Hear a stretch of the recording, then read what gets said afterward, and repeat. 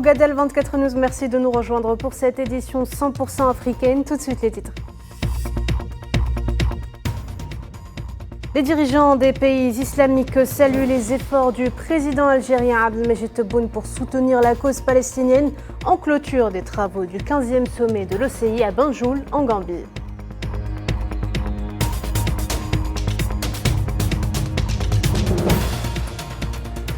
Pas de paix sans indépendance. Le président sahraoui Brahim Ghali, plus que jamais décidé à continuer la lutte contre le colon marocain.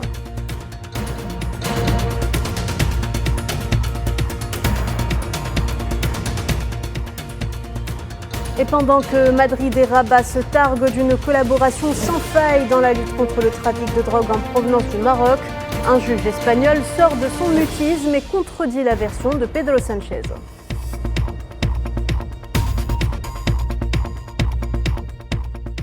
Début du scrutin présidentiel au Tchad demain lundi. Les deux candidats au poste suprême se sont offerts un dernier bain de foule dimanche avant le début du silence électoral.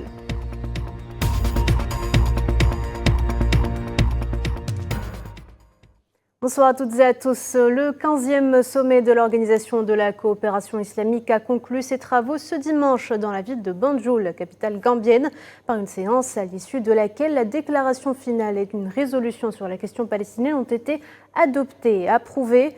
Les dirigeants des pays islamiques se sont également félicités de la tenue de la réunion consultative qui a réuni en Tunisie en avril dernier, le président algérien Abdelmajid Tebboune, son homologue tunisien Kais Saïed, ainsi que le président du conseil présidentiel libyen Mohamed Younes El-Menfi, saluant particulièrement les efforts du président Tebboune pour soutenir la cause palestinienne. Ils ont par ailleurs exprimé leur profonde appréciation pour la tenue de la conférence d'unification comme une étape positive sur la voie de l'unité nationale palestinienne.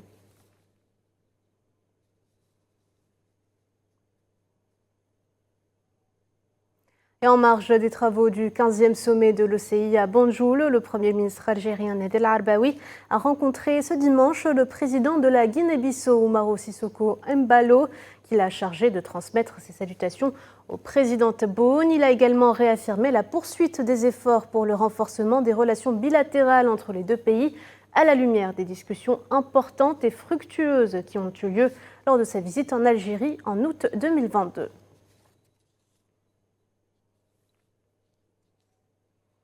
Le peuple sahraoui poursuivra sa lutte contre l'occupant marocain jusqu'à obtenir ses pleins droits à la liberté, à l'indépendance et à la souveraineté. Ce sont là les mots du président de la République arabe sahraoui démocratique lors d'une conférence de presse en marge du festival du film dans la wilaya d'Awsard, dans les camps de réfugiés palestiniens. Brahim Ghali a ajouté que les Sahraouis sont en état de guerre jusqu'à ce qu'ils accèdent à la liberté.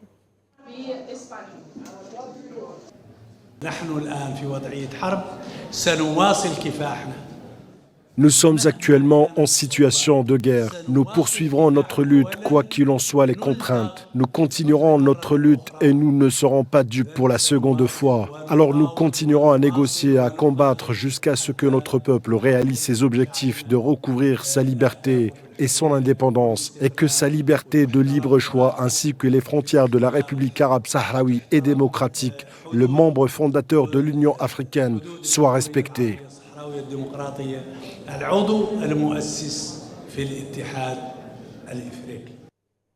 Le président sahraoui est également revenu sur le revirement historique de l'Espagne et du gouvernement Sánchez, victime selon lui du chantage marocain.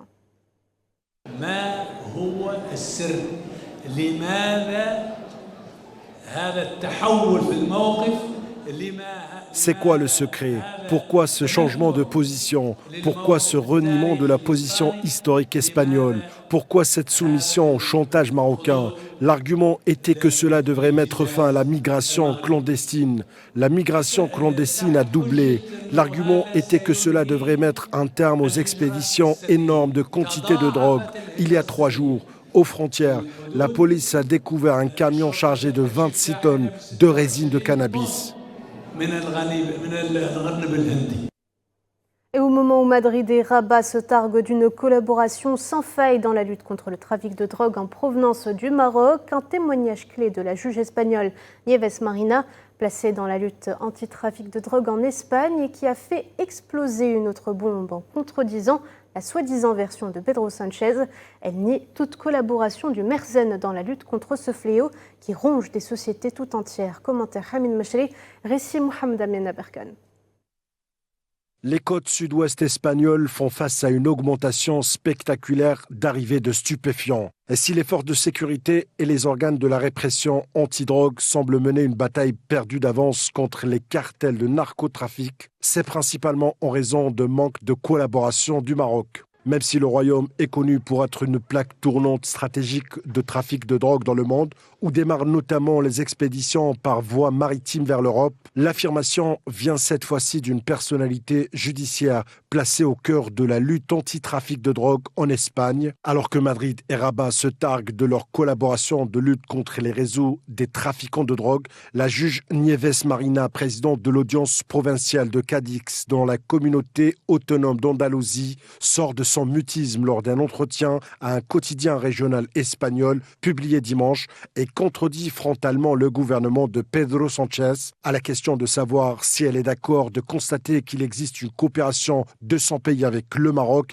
Elle répond tout simplement, je cite, « Zéro, la coopération avec le Maroc n'existe pas et une partie du problème est là ». Nieves Marina ajoutait que le Maroc est l'unique producteur de résine de cannabis et à ce titre, il laisse à désirer lorsqu'il s'agit de traquer les narcotrafiquants. La juge espagnole a dénoncé également le fait que, contrairement à la propagande des médias marocains, le Maroc ne collabore pas à la lutte contre le trafic de drogue et ne collabore pas non plus dans l'extradition des personnes réclamées par la justice espagnole. Elle a cité l'exemple du baron marocain Abdallah Al-Hajj, la tête du narcotrafic et le plus recherché en Europe. Il avait été arrêté en novembre 2017 en Espagne, puis remis en liberté conditionnelle suite à un accord avec la justice avant de s'enfuir au Maroc. Malgré l'existence d'un mandat d'arrêt international pour son extradition, ce baron est protégé par les hautes sphères de Marzen. En 2023, des médias ont diffusé des images de lui participant en plein jour à un match de son équipe du Wydad de Tanger sans être inquiété par la gendarmerie marocaine. Nieves Marina s'est inquiété notamment du fait que des milliers de conteneurs et de camions entrent chaque année via les ports espagnols, ce qui rend le processus d'inspection et de contrôle peu efficace.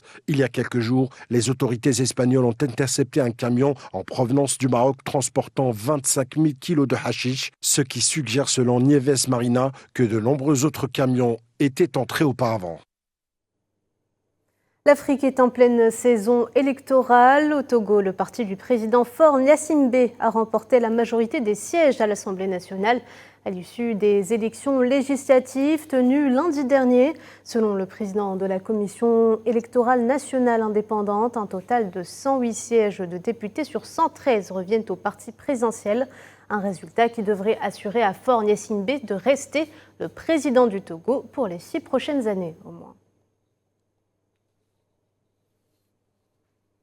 Moins de 24 heures nous séparent du début du scrutin présidentiel au Tchad, exception faite pour les soldats déployés sur le territoire national qui ont commencé à voter dès ce dimanche. Ce vote militaire anticipé permettra aux milliers de soldats qui assurent la sécurité du pays pendant les élections de remplir leurs fonctions demain, lorsque les 7,3 millions d'électeurs inscrits se rendront au bureau de vote.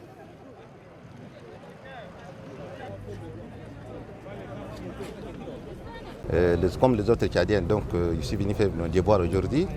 Comme aujourd'hui, les 5, c'est un vote du port de défense sécurité. Donc on a fait puis notre devoir.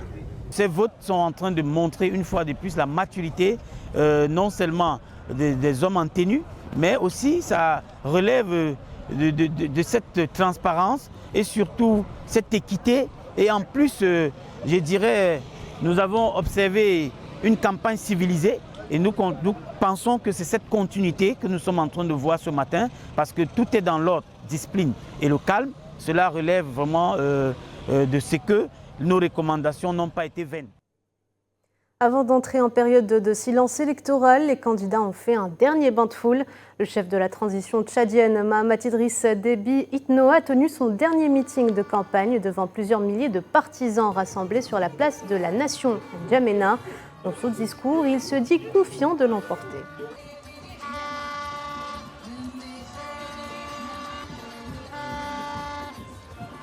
je peux affirmer avec force et conviction que notre victoire au soir du 6 mai prochain est assurée, Inch'Allah.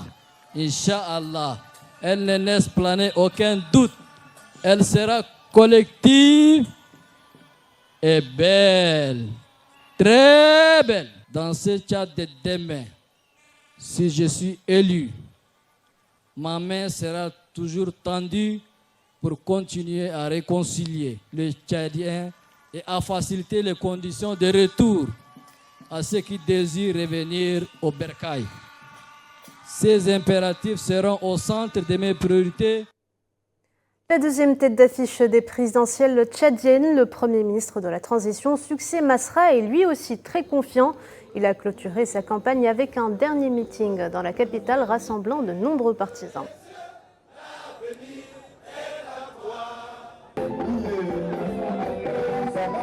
Pour la première fois, le Tchad sera ainsi au service de tous les Tchadiens. Pour la première fois, le Tchad se construira pour l'avenir des siens. Pour la première fois, le Tchad sera à vous les Tchadiens et les Tchadiennes, parce que vous avez choisi des dirigeants qui vous sont.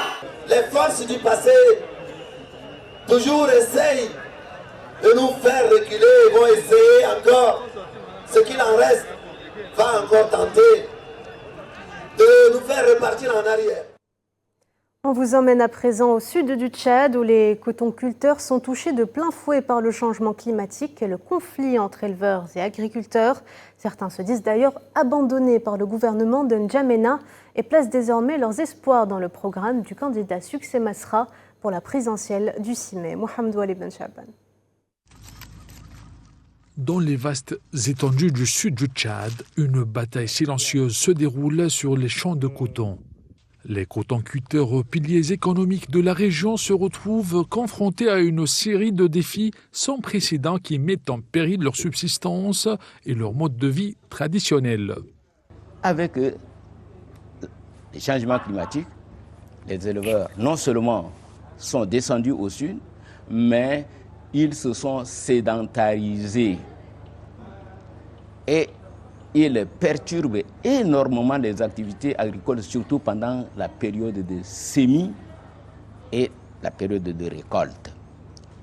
Et c'est pendant ces deux périodes-là que les deux ne s'entendent pas.